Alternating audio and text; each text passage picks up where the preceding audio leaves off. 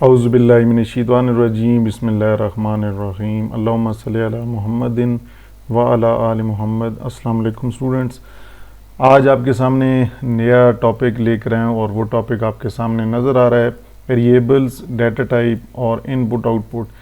Topic जो है वो 2.2.1 है आपकी बुक के ऊपर। और जिस तरह आपको पता है कि हम पाइथन लैंग्वेज जो है, इस पाइथन लैंग्वेज को हम चैप्टर 2 के अंदर फर्स्ट ईयर के कंप्यूटर के अंदर पढ़ रहे हैं स्टेप बाय स्टेप। तो इंतज़ार आपको नहीं कराते, तो डायरेक्ट आपको उस बुक के पेज की तरफ ले जाते हैं। ये मैंने आपको लास्ट वीडियो के अंदर प्रिंट के बारे में बताया था, कमेंट्स क्या होते हैं, सिंगल लाइन और मल्टी लाइन। आज हम जो टॉपिक कवर करने जा रहे हैं, जिस तरह वो थंबनेल के अंदर बताया भी था, 2.2.1 वेरिएबल्स क्या होते हैं, डाटा टाइप्स क्या होती हैं और इनपुट आउटपुट फंक्शंस कौन से हैं। वेरिएबल क्या है जी? Variable is a storage container in a computer's memory. ये याद रखें, जब भी आप कोई वेरिएबल्स यूज़ करते हैं तो वेरिएबल्स दरअसल कंप्यूटर मेमोरी में कुछ एक ख़ास जगह यूज़ करते हैं फॉर टेम्परेरी डाटा स्टोरेज। तो वेरिएबल एक कंटेनर के तौर पे, मतलब स्टोरेज कंटेनर से मुराद उसके अंदर हम कोई वैल्यू, कोई रिज़ल्ट, कोई आउटपुट जो है वो स्टोर करेंगे, जो कि दरअसल कंप्यूटर की मेमोरी में एक जगह का नाम है वेरिएबल। दैट अलाउज स्टोरेज, जो आपको क्या मदद करता है, आपकी क्या आसानी पैदा करता है, कि आपको स्टोरेज प्रोवाइड करता है। किस चीज़ के लिए? आप उसके ऊपर डाटा को स्टोर कर सकें, डाटा को जो आउटपुट आपको मिले कोई कैलकुलेशन करने के बाद आप उसको सेव कर सकें। Retrieval and manipulation of data, इसलिए लिखा है रिट्रीवल। ये होता है कि अगर आपने वेरिएबल में पहले कोई वैल्यू स्टोर की हुई है, उसको दोबारा से असेस करना चाहते हैं, तो उसके लिए स्टोरेज आपको प्रोवाइड की गई है। फिर आपने कैलकुलेशन, मैनिपुलेशन होता है डिफरेंट ऑपरेशंस परफॉर्म करना है, अरिथमेटिक ऑपरेशंस जिस तरह हो गए। तो आपने अगर कोई कैलकुलेशंस परफॉर्म करनी हो डाटा के ऊपर, तो उसका जो नतीजा है, उसका जो रिज़ल्ट है, वो भी आप वेरिएबल के अंदर स्टोरेज लोकेशन पर स्टोर करते हैं। The value of a variable can change throughout the execution of a programme.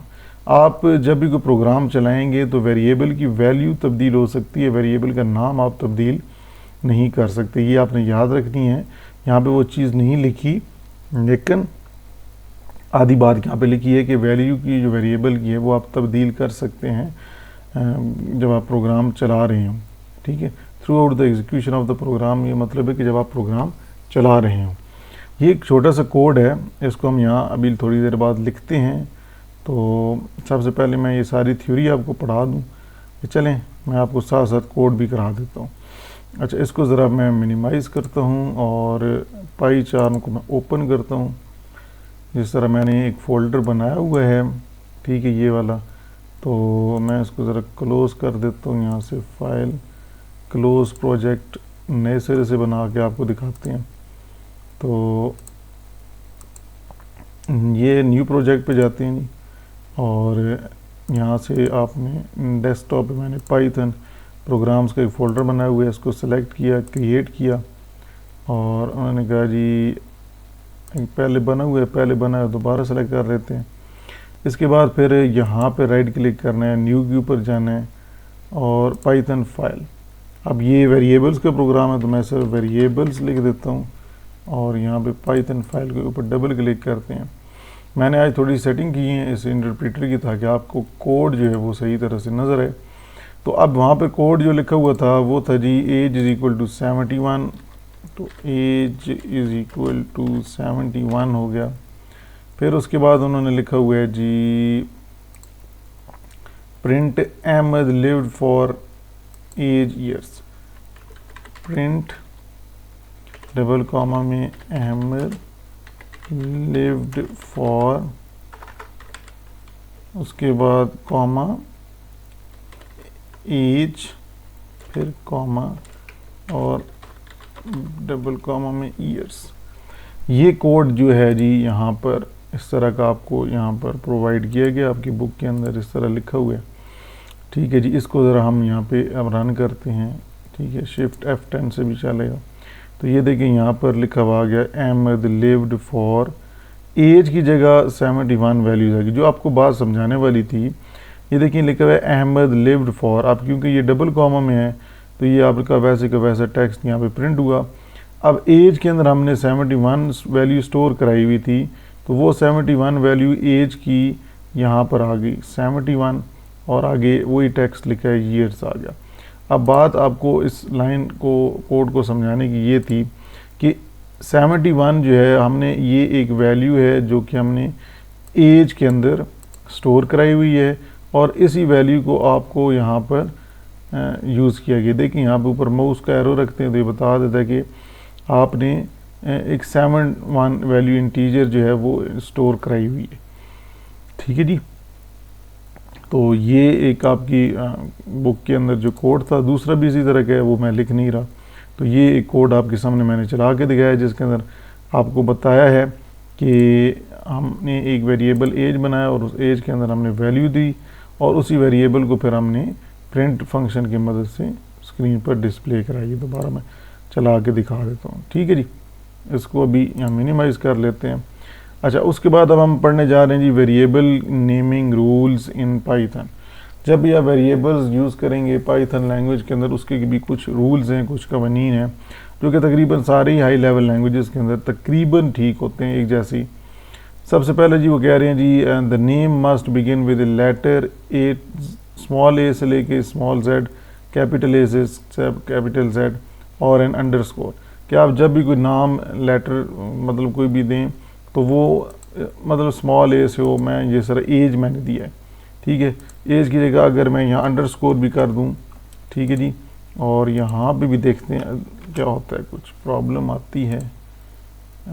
इसको अब मैं यहाँ से पहले एम्प्टी करता हूँ, रन करता हूँ, तो कोई एरर नहीं आया। मतलब आप अंडरस्कोर एज भी लिख सकते हैं। ठीक है जी।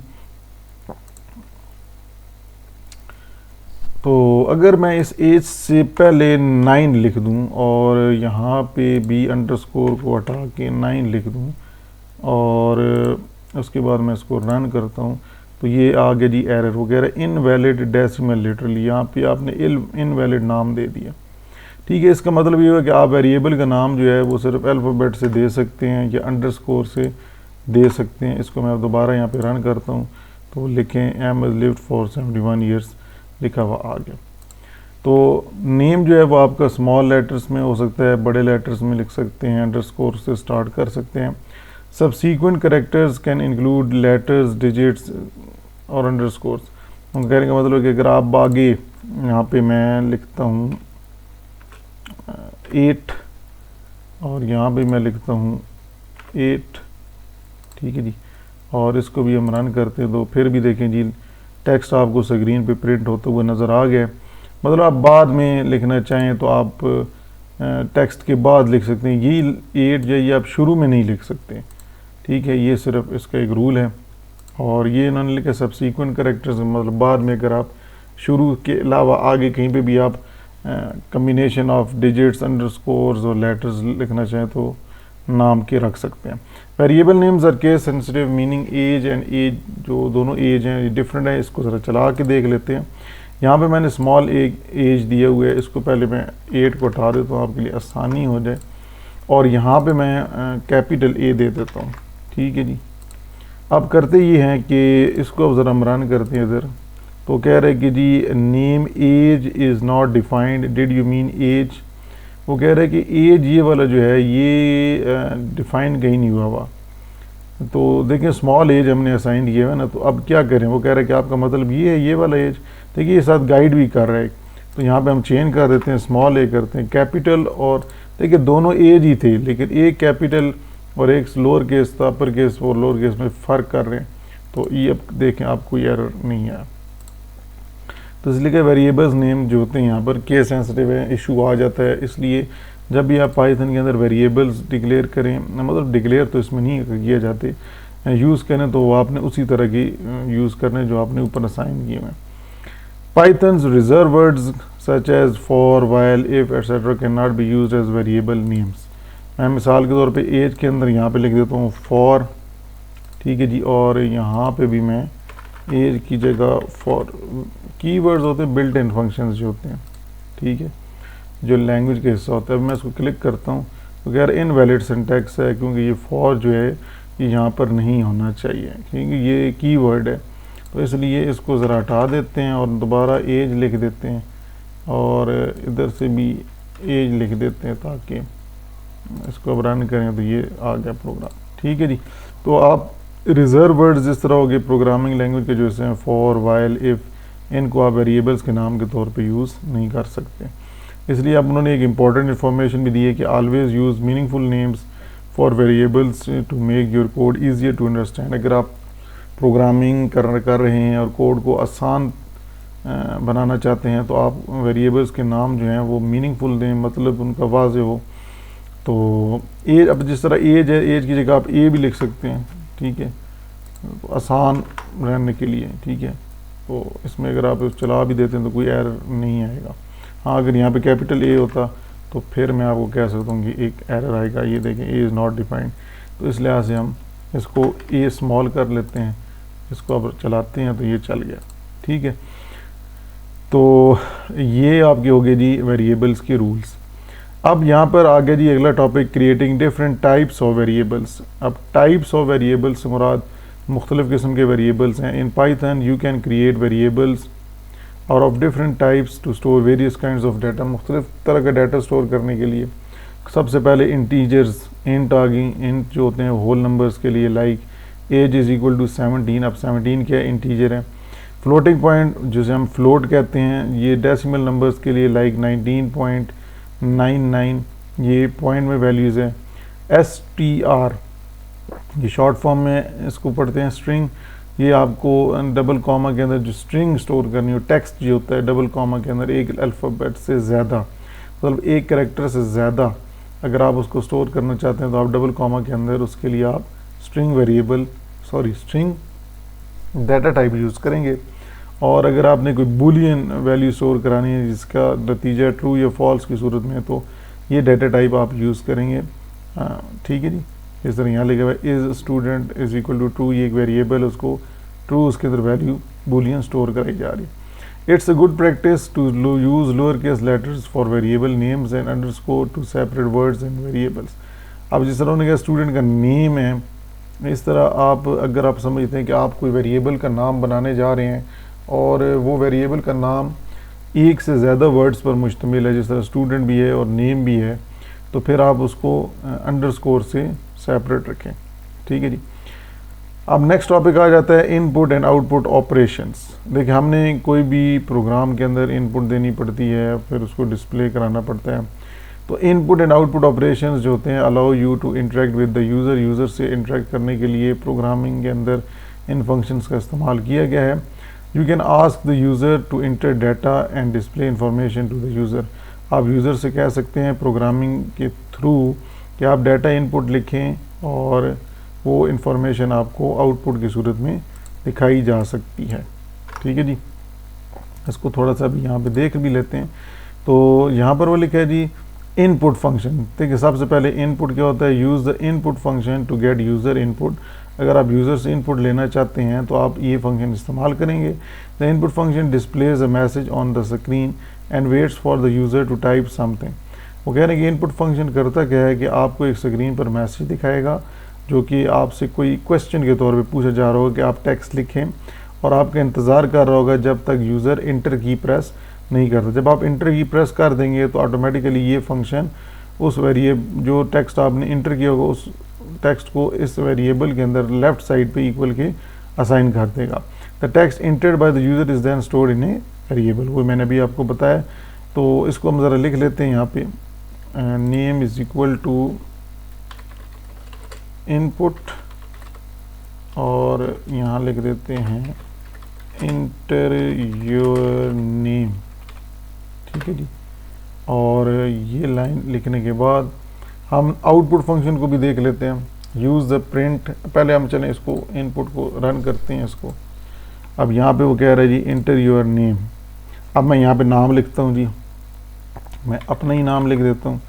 फिर इसके बाद मैंने क्या करना है, इंटर की प्रेस करूँगा तो तब नया नेम लेफ़्ट साइड पे नेम के अंदर वैल्यू हो जाएगी और डिस्प्ले होगी। देखें, वो अब स्टोर हो गया। ठीक है जी। तो जो मैंने वैल्यू इंटर की वो अब नेम के अंदर स्टोर होगी।